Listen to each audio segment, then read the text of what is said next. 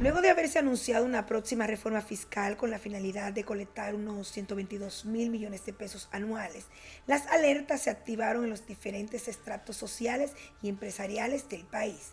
Yo quiero que ustedes se concentren en los sectores populares. ¿Va a estar afectada la leche, el pan, los productos de alto consumo popular? No. Para ustedes, buena noticia, el anticipo. Y además, por el amor de Jehová, señores, aquí hay sectores que tienen 50 años recibiendo exenciones fiscales.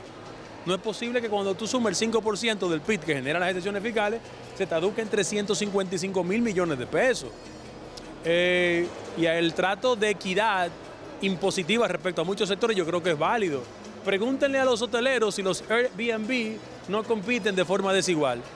Pregúntenle a la mayoría de las empresas locales si cuando usan los courier para adquirir productos baratos no le están generando una competencia desleal. La reforma fiscal verdaderamente era lo que le interesaba a Luis Abinader y al gobierno para buscar recursos, para seguir gastando dinero como lo ha estado gastando, con baja inversión de capital. Y en ese sentido, lo que era la reforma constitucional, que ya ustedes vieron que se ha ido avanzando, e incluso escándalos de corrupción, eran más una forma de desviar la atención del país y de todos los sectores para que la gente no piense en el alto costo de la vida, en la falta de empleo, de oportunidades y darle este golpe mortal que le va a dar a los pobres. Planteando también que se hagan vistas públicas, es una necesidad, necesitamos escuchar a todos los sectores, definitivamente que la gente merece expresarse, que se les escuche y que se tomen en cuenta sus opiniones. Con una magistral presentación, el ministro de Hacienda, Jochi Vicente, explicó que los cambios serían significativos, pero de necesidad para el desarrollo de la nación. Luego de varios años de arduo trabajo, hoy le presentamos la propuesta de modernización fiscal que hemos preparado con el objetivo de garantizar servicios públicos de calidad y lograr una República Dominicana desarrollada y con mayor equidad.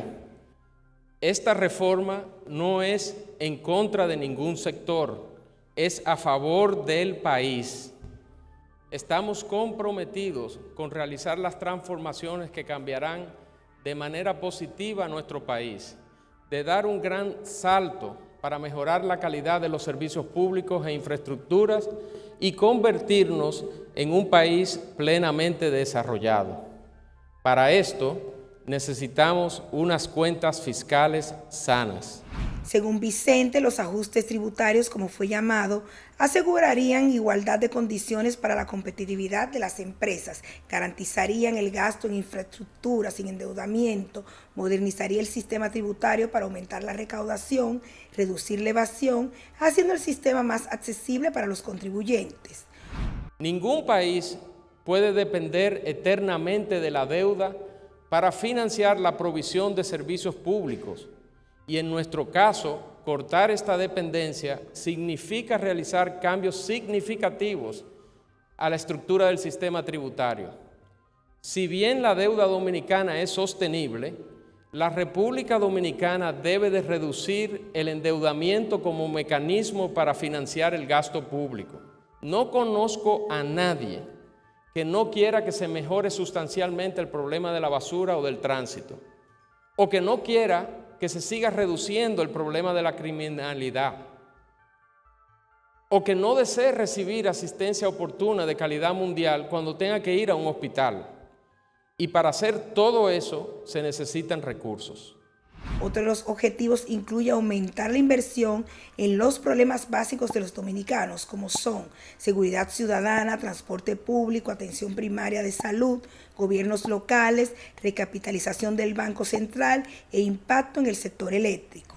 En cuanto a la persecución a la evasión fiscal, dentro del plan de modernización del sistema tributario se incluye impuestos sobre la renta a personas jurídicas, resaltando los siguientes puntos. Se incrementa de un 10 a un 15% la presunción de ganancias o rentas dominicanas que obtienen las empresas extranjeras de transporte y seguros. Se incrementa de un 25 a un 27% la retención máxima sobre premios o ganancias obtenidas en juegos de azar. Se derogan los artículos 2 y 4 de la Ley 56-07, que otorga excepciones a la industria textil.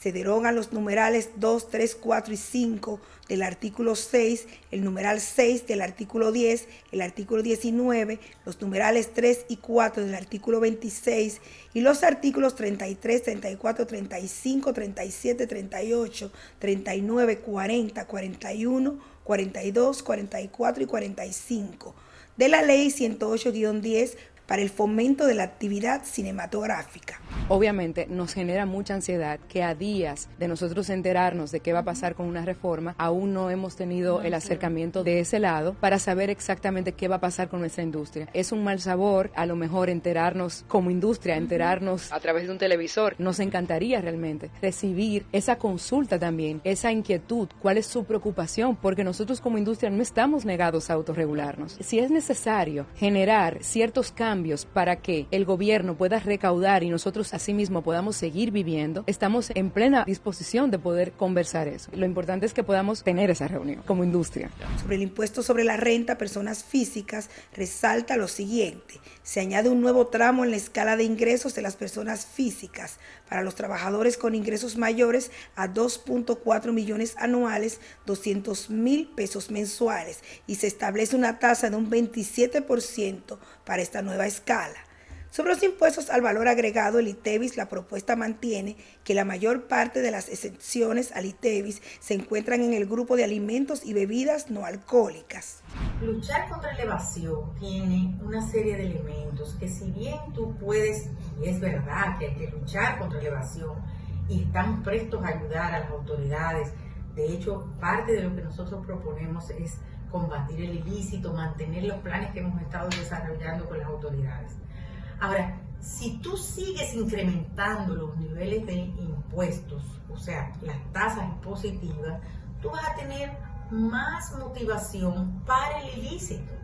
¿Por qué se producen los ilícitos? ¿Dónde y en qué sectores se producen los ilícitos? En los sectores que están prohibidos o en los sectores que tienen altas tasas impositivas, o en sectores donde son muy alto precio. Para el impuesto a la transferencia de bienes y servicios industrializados, ITEVIS, se establece una única tasa de 18%, quedando exentos insumos de pecuaria, combustibles, medicamentos, abonos y sus componentes, insecticidas y demás, pan, arroz, pollo, leche, huevo, plátano y yuca. En cuanto a la circulación de vehículos o pago del marbete, queda fijado como un pago único de 3,000 pesos por vehículos con año de fabricación mayor a 5 años y 6,000 de hasta 5 años de fabricación. Eso en realidad no es conveniente para el pobre, no. Porque si en realidad la reforma fiscal le va a hacer daño a la clase media, es para desaparecer los pobres. Porque imagínate tú, que cuando eso lo metan, algo que cueste 50 pesos va a llegar a 70 o 80 pesos, porque eso nunca es de beneficio para un pobre, sino eso es peor cada día más. Por eso yo no estoy de acuerdo con eso.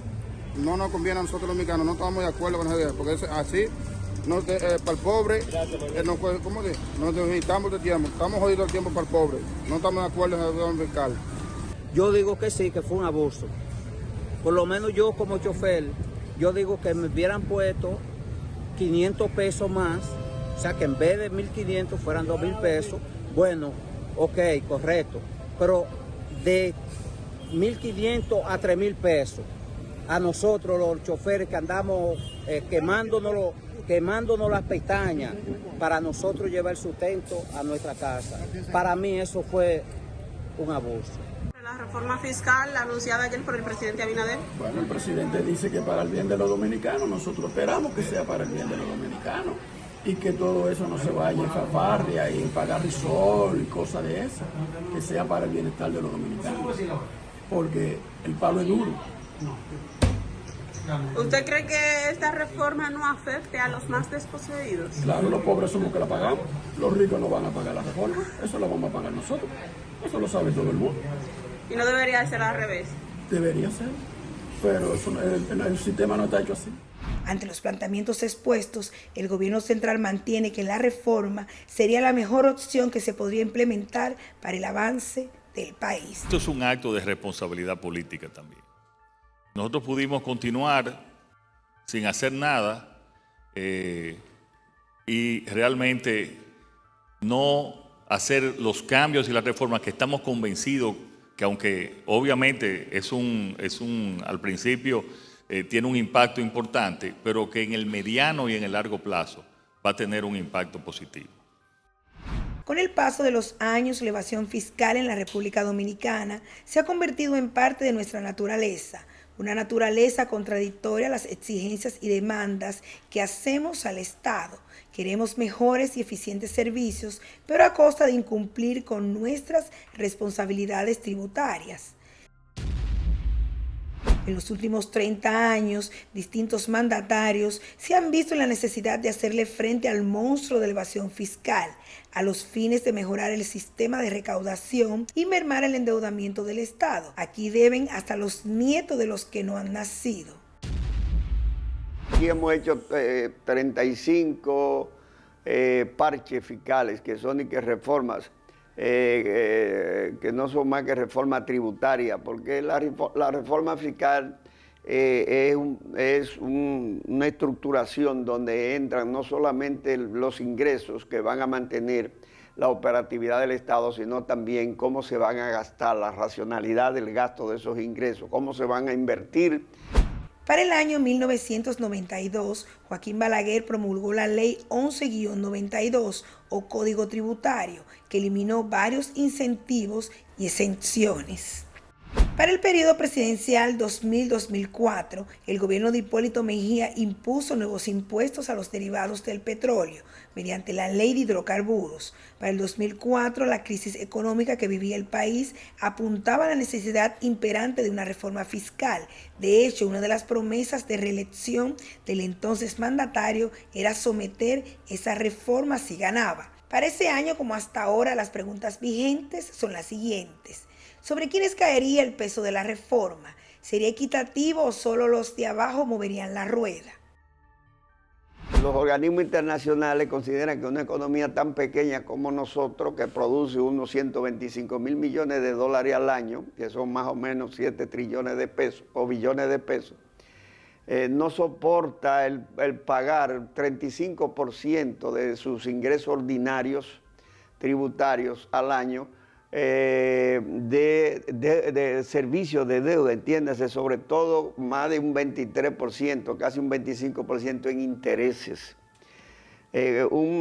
Sobre todo una economía cuyo análisis no resiste ese enorme gasto porque tiene una deuda social acumulada con los sectores más vulnerables, los pobres, los desempleados y la clase media.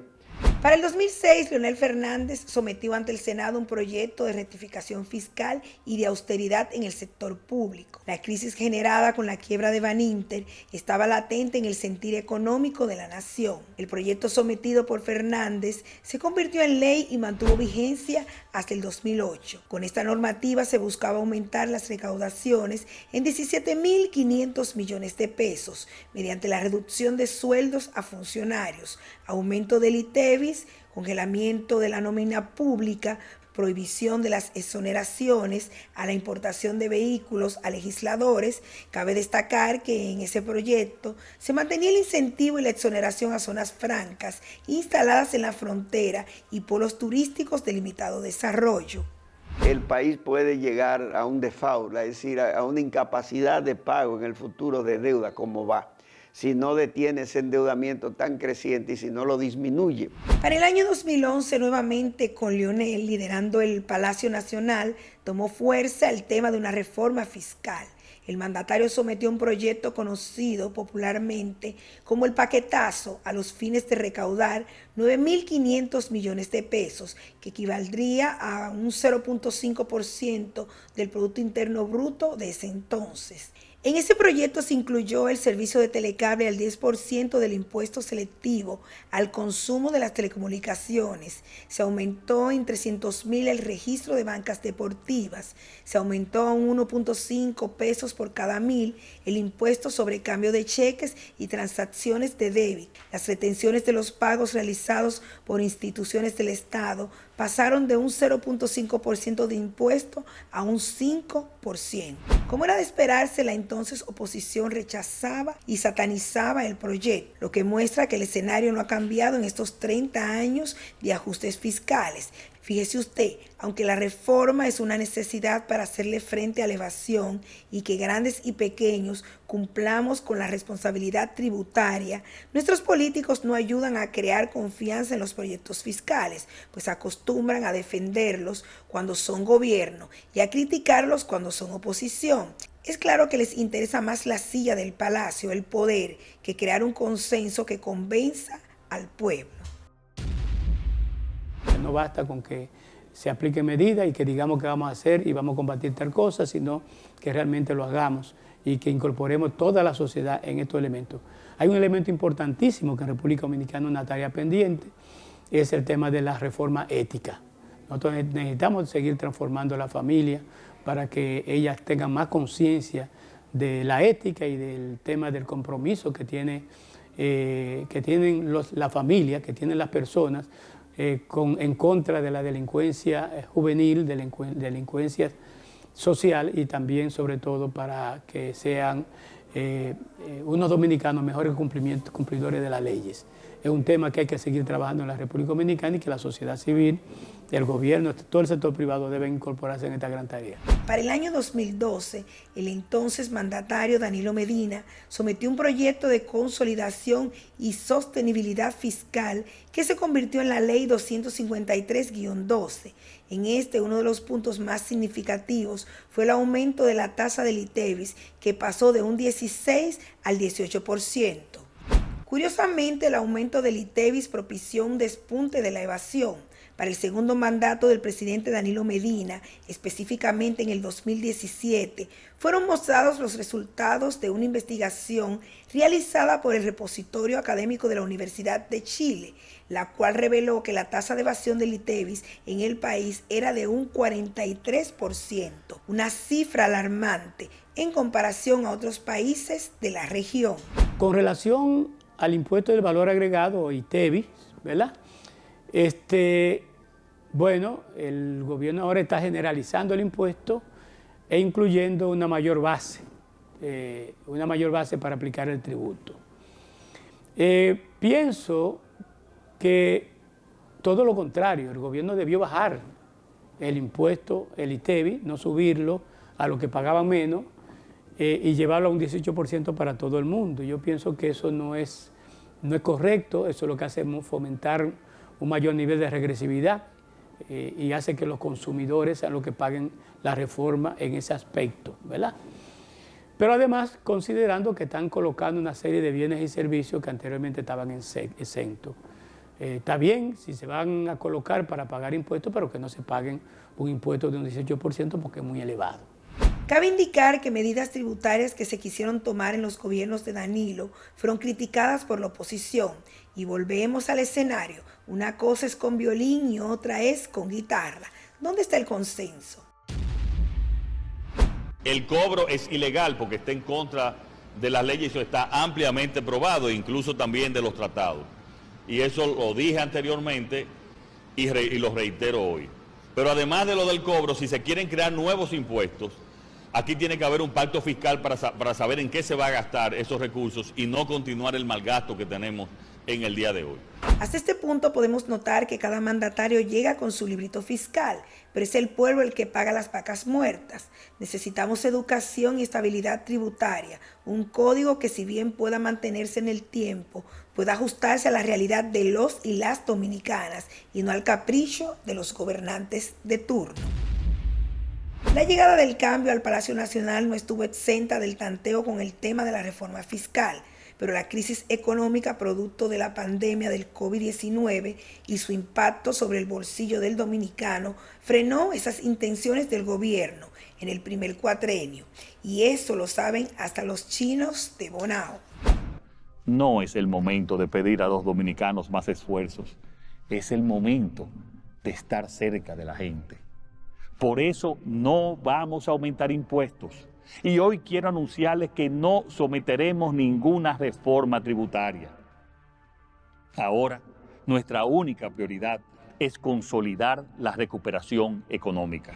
Alejados de la crisis sanitaria, pero con una economía que aún no se recupera del todo, promesas de gobierno incumplidas, la evasión fiscal cada vez más en aumento y con una deuda pública que asciende a los 57.596 millones de dólares para agosto del corriente año, nos pone en un escenario sin retorno. Debe propiciarse una reforma tributaria, sí o sí. Según este artículo de junio del 2024, colgado en el portal del Fondo Monetario Internacional, la reforma ayudaría a la nación a captar mayor inversión, llevando a nuestra economía a alcanzar su pleno potencial. Hay que ver la propuesta de reforma, aunque sea la tendencia a uno ver primero los impuestos, en la dimensión completa que el Ejecutivo la planteó. Fíjate que por eso él la tituló no reforma fiscal, sino una propuesta de modernización fiscal. Así fue que la planteó. Y entonces, esto significa que hay que verla en varias perspectivas, en la perspectiva institucional, en la perspectiva del gasto público y en la perspectiva de los ingresos del gobierno. ¿Qué pasa en el inciso que gran parte del endeudamiento estatal se debió a préstamos para hacerle frente a los embates de la pandemia?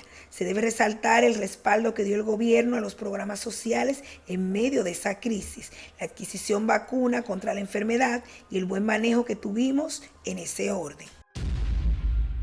Desde el gobierno se están haciendo sacrificios y es un ejercicio que todos tenemos que asumir con valentía. Lo que sí queremos invitar a toda la ciudadanía, a esa ciudadanía despierta, a esa ciudadanía valiente que ha abierto los ojos a su realidad desde hace muchísimos años, a que estemos bien atentos a que este sacrificio que vamos a asumir todos realmente valga la pena.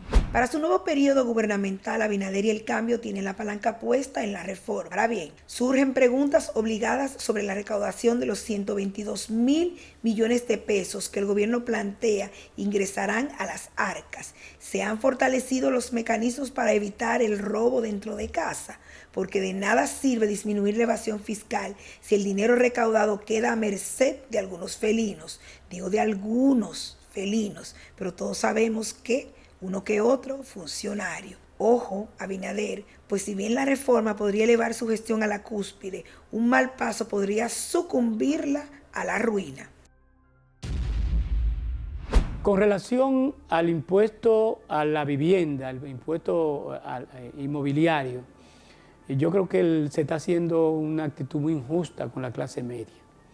En estos momentos pues se pagan impuestos los que tienen una casa, una vivienda que supera los 8 millones de pesos, bajarlo a 5 millones en un país donde el costo de la vivienda ha crecido tanto y donde va a seguir creciendo.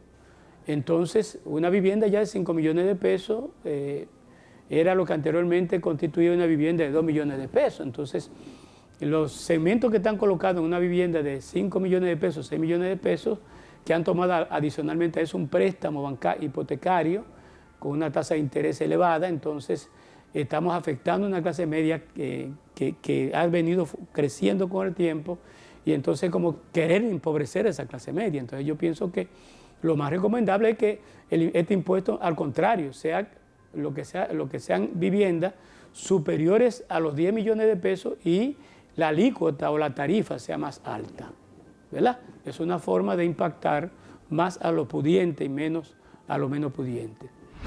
Aunque el ministro de Hacienda, Jochi Vicente, fue el encargado de explicar la propuesta fiscal sometida al Congreso, se desconoce quiénes están detrás de la pieza, cuáles han sido los asesores, los parámetros tomados en cuenta para que la reforma esté ajustada a la realidad dominicana. Y la pregunta obligada es, ¿se han tomado las provisiones para que no sean los de abajo los que sientan más duro el golpe? Otra pregunta más. ¿Cómo ha de impactar a aquellos con salarios mínimos que como en efecto dominó se verán arrastrados? Bueno, ese golpe avisará más adelante. Hay cosas que hay que analizarlas profundamente. Aquí en la Escuela de Economía y la propia Facultad de Ciencias Económicas y Sociales ha sido muy enfática en su concepción de qué reforma es lo que le conviene al país. Cada proyecto y plan que desarrolle cualquier área gubernamental y sobre todo el Poder Ejecutivo, debe pensar primero en el impacto social que provoca. Estamos hablando de un país donde hay múltiples vulnerabilidades y donde hay una clase media que con el tiempo ha venido forjándose y que de alguna manera sin esa clase media ninguna empresa, así como sin esa clase más vulnerable, ninguna empresa puede tener un mercado seguro. Entonces, la reforma más que tender a la regresividad debe tender a la progresividad. Se ha dicho, no de manera oficial, que uno de los asesores de la pieza es el exministro de Economía argentino, Sergio Massa, que para el año 2023, en calidad de aspirante presidencial del país suramericano, propuso una reforma fiscal progresiva. Hasta diciembre de ese año logró que el Senado de su partido aprobara una ley de reforma al impuesto de la ganancia de los trabajadores, lo que llevó a un desplome de los ingresos de las provincias, provocando un agujero fiscal que minimizó los ingresos entre un 12 y 13%. La medida pareció ser un movimiento populista.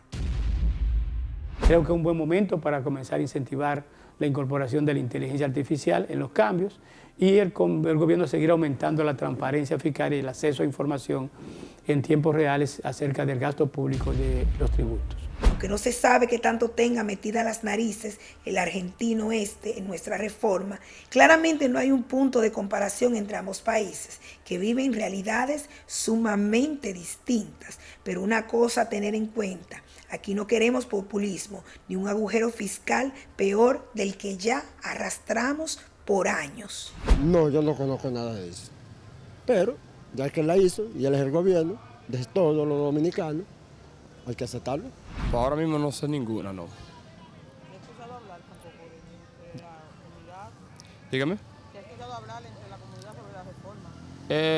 No he escuchado, o sea, la gente que habla de eso no ha escuchado ninguno por aquí que ha hablado de eso, ¿no? Parece que la gente no le interesa o no están de acuerdo. Yo me río, porque eso es para seguir en esto. Está bien. ¿Y conoce usted el contenido de la reforma fiscal? ¿O cómo le afectaría a la población? No lo conozco, ¿no? ¿Cómo usted cree que le afectaría? No sé. Bueno, con la bebida que yo no estoy de acuerdo.